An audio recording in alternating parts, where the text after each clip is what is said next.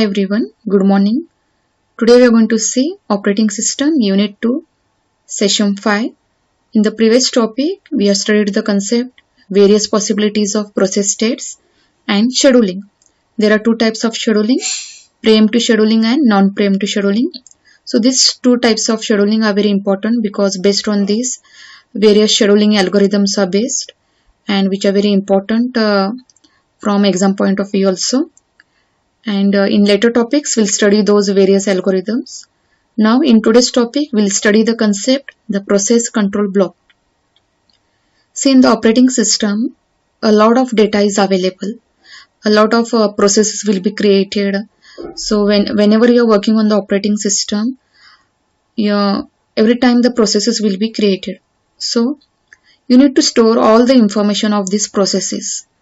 So where this all information about a particular processes are stored, and whenever the process moves from one state to another state, so this all information must be stored. So where this information is stored, it is stored in the process control block. This is one's data structure where it stores all the information about a particular process, and each process will be having different process control block. It's not that all information about all processes will be stored only in one process control block. No, every process will be having different process control block. We'll see more about process control block. So the definition is, process control block is a data structure used by computer operating system to store all the information about a process. It is also known as process descriptor. So it is one data structure which is maintained by the operating system to store all the information about a particular process. When a process is created, the operating system creates a corresponding process control block.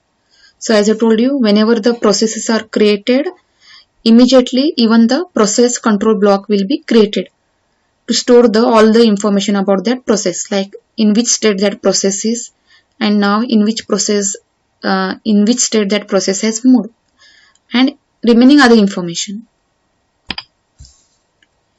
Information in a process control block is updated during the transition of process states. So this process control block will be all the time, it will be updating, it will keep on updating because the process moves from one state to another state, and it keeps on changing. So this all information will be updated in the process control block.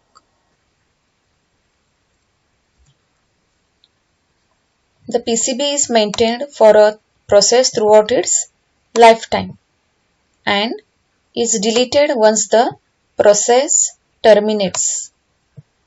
So this means when a process is created, immediately the process control block will be created, and when the process finishes its execution and terminates, then with the process even the process control block will be deleted. Each process has a single PCB. So whenever a process creates, it will create a single process control block. So let us see what information the process control block holds.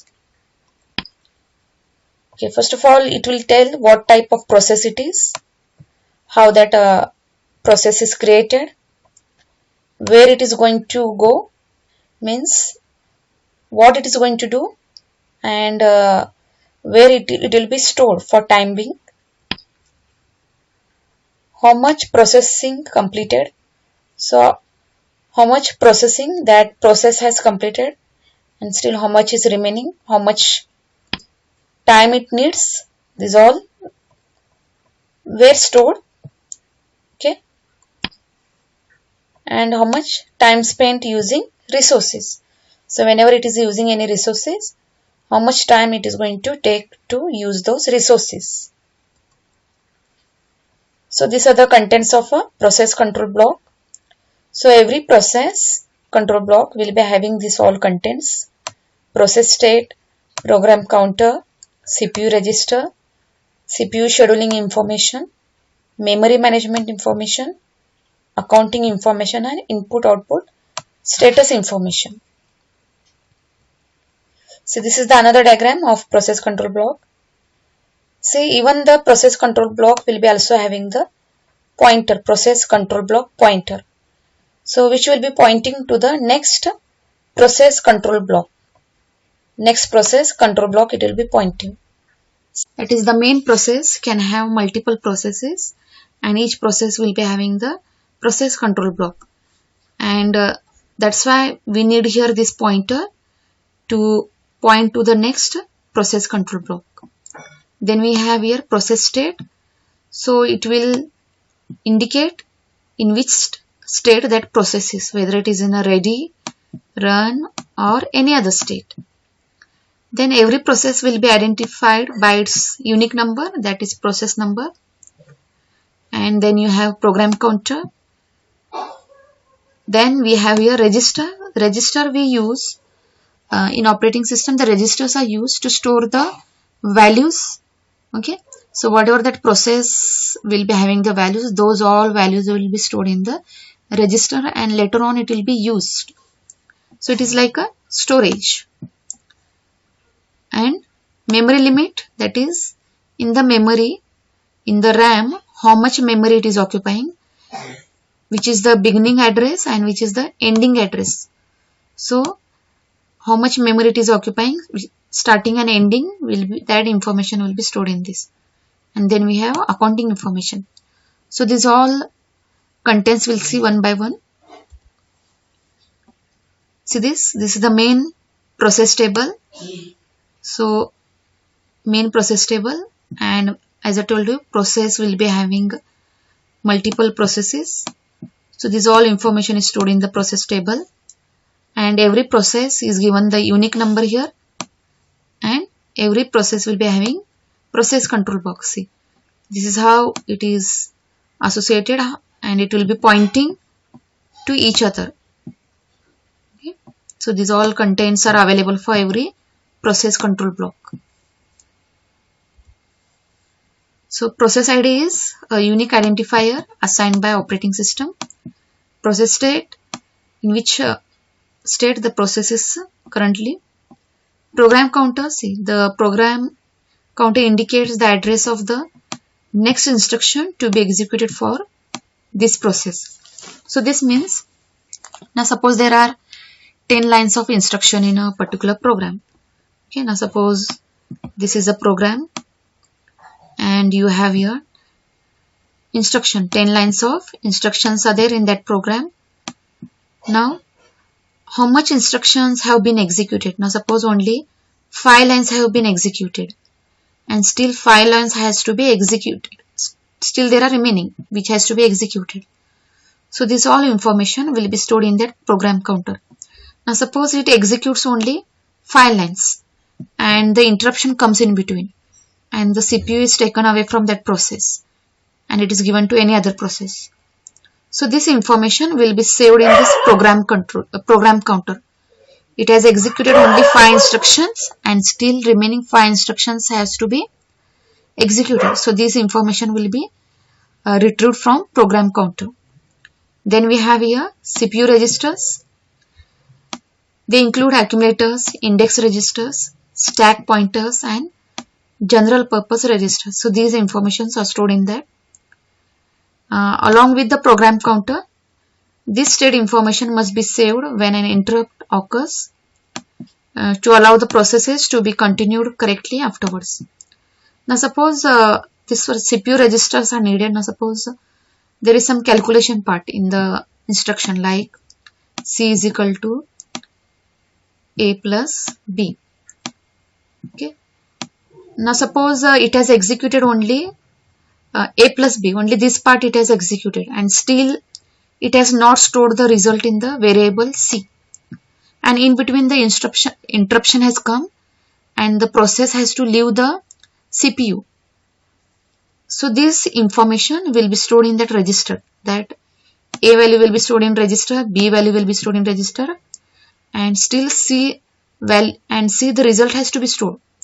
So because of the interruption, the value has not stored. So these values will be stored in the register. The computation, we call it as computation results, values will be stored in the registers.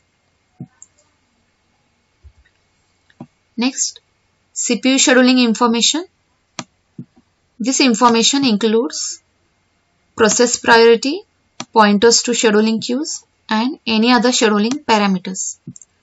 So CPU scheduling information means information related to the process priority. Whenever the process is created, there are three priorities: high priority, low priority, and medium priority.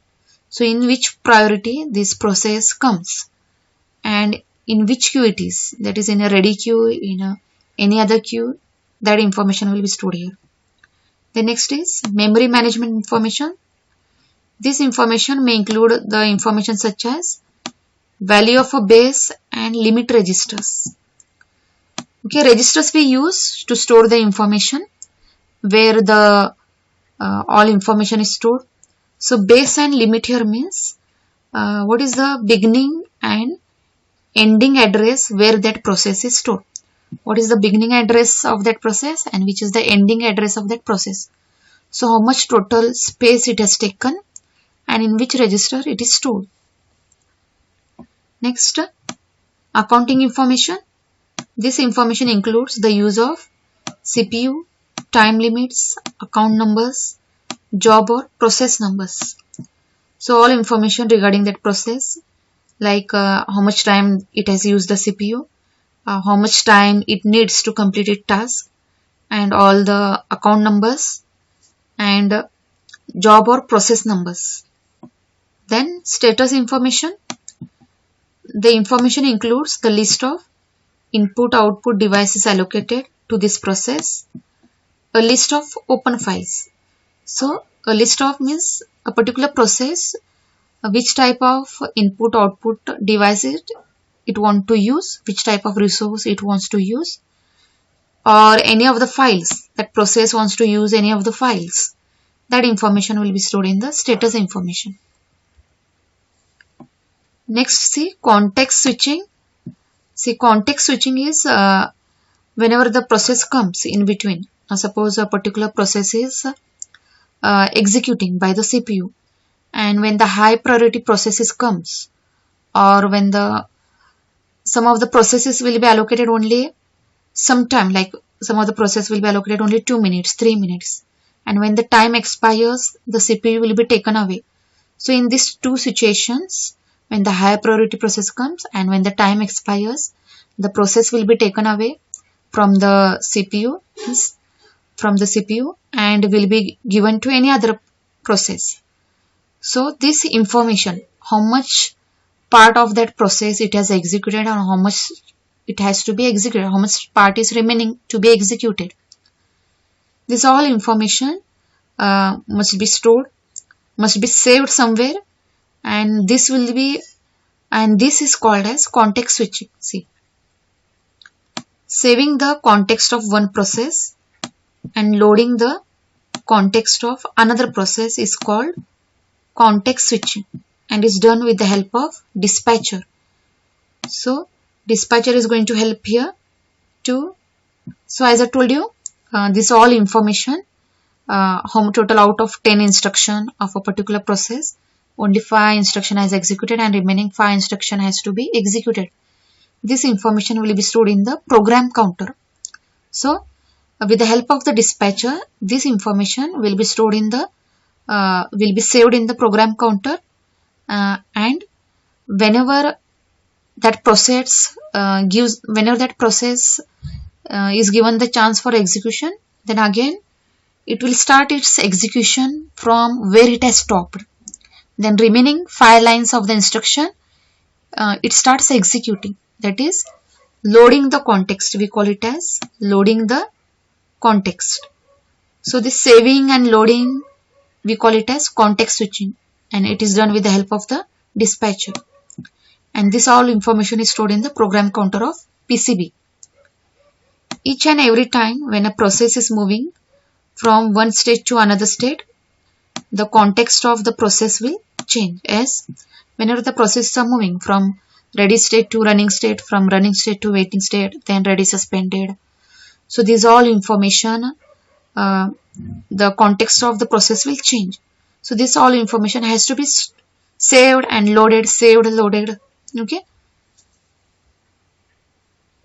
Context switching time is the time between saving one process and loading another process. See, so whenever the CPU is taken away from one particular process, it will save its current whatever is current situation of that process. It will save in the program counter of PCB, and another process will be loaded. Okay, see this diagram. So this is a process P0 and this is a process P1. So now currently the process P0 is executing. See, currently the process P0 is executing, and in between some interruption comes or the system call comes. So the CPU has to be taken away from this process P0. So the current state of that process, current information of that process has to be saved now. See, save state into PCB. So it is going to save this information into that particular P0 process PCB. Okay. Now the another process will be given the chance for execution. Now the process P1 is loaded here. See, reload state from PCB1 now. So wherever the process P1 has stopped, from that point it will be loaded now and it will start executing. See, now it is going to start executing. Now in between, see, this is the executing process. Now in between again the interrupt comes, and then again the CPU will be taken away from that P1 process and will be given to other process. So the current state has to be saved of that process in a PCB1. Okay. Now again the process P0 is given the chance, see, and it is current situation wherever it has stopped. From that point again it will be loaded into the memory CPU. See, and CPU starts executing. So this is what context switching is, saving the state of that previous process and reloading the state of the new process which has to be executed. So in today's topic we have seen a process control block which is associated with each process, and we also seen context switching, which is helpful in saving the process state and reloading the process state, retrieving it from the process control block and storing it in the process control block. And thank you.